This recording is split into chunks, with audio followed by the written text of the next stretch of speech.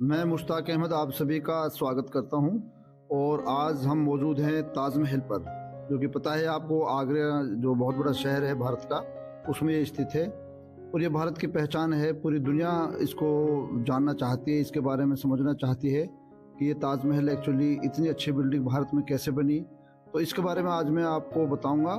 इतिहास का स्टूडेंट होने के नाते इसकी कई बारीकियों को आपको समझाने की कोशिश करूंगा।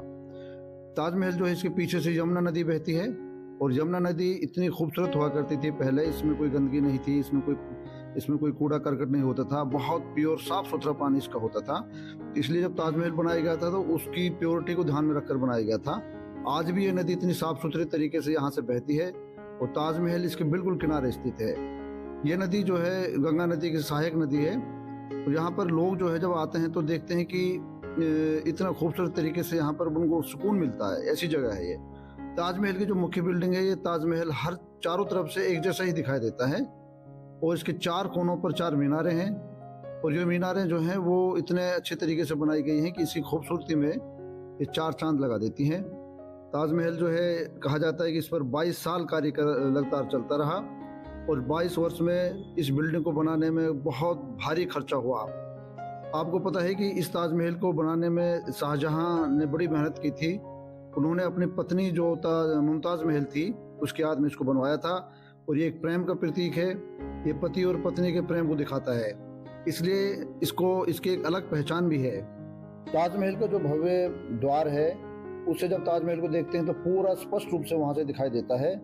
फिर उसके बीच से एक नहर निकलती है जो सीधा ताजमहल के पास जाती है। ये जो बीच की नहर है, ये मुगल वास्तुकला का एक बहुत महत्वपूर्ण उदाहरण है। ये इसकी खूबसूरती को और ज़्यादा बढ़ा देता है, क्योंकि नहर में बीच में पानी चलता है। आजकल यहाँ पर फव्वारे चलते हैं। और गर्मी का मौसम अगर हो तो यहाँ इतनी अच्छी शांति मिलती है। लोग फव्वारों के पास से गुजरते हैं तो ताजमहल को देखने का कुछ अलग ही मजा होता है। ताजमहल को बनाने में पूरी तरह से संगमरमर का इस्तेमाल किया गया है।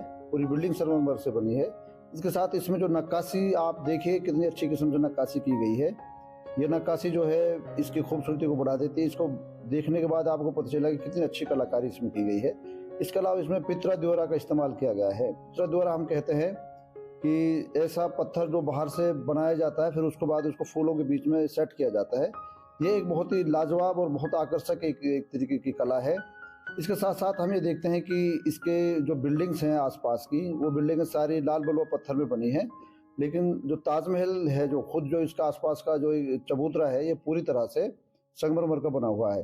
ये पीछे की तरफ मेहमान खाना आपको नजर आ रहा है।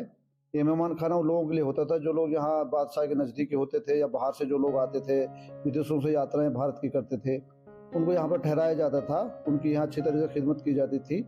इसके साथ साथ इसके सामने जो पश्चिमी जो बिल्डिंग है, वो जो है वो मस्जिद हुआ करती थी। इसके सामने की जो बिल्डिंग है वो मस्जिद है। और उस मस्जिद में जो है काफ़ी लोग जो है नमाज पढ़ते थे।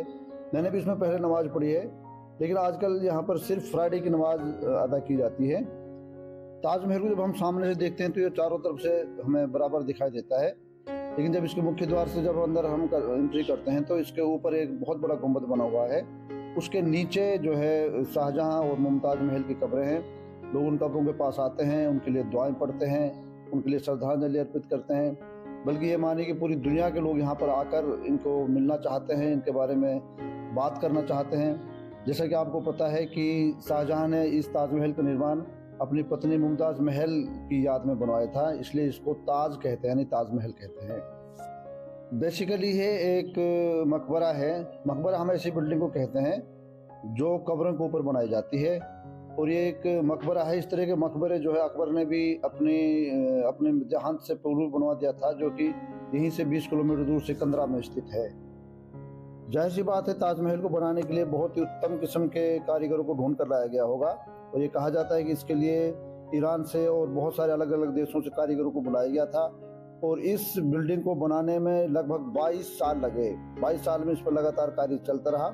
और एक खास बात क्या है कि इस बिल्डिंग के अलावा किसी भी और बिल्डिंग में जो इसके आसपास है, संगमरमर का इस्तेमाल नहीं हुआ है। अन्य बिल्डिंग्स में लाल बलुआ पत्थर का इस्तेमाल किया गया है, जो इसकी खूबसूरती को और ज्यादा बढ़ा देता है, क्योंकि उनके बीच में ये बहुत ज्यादा चमकता है।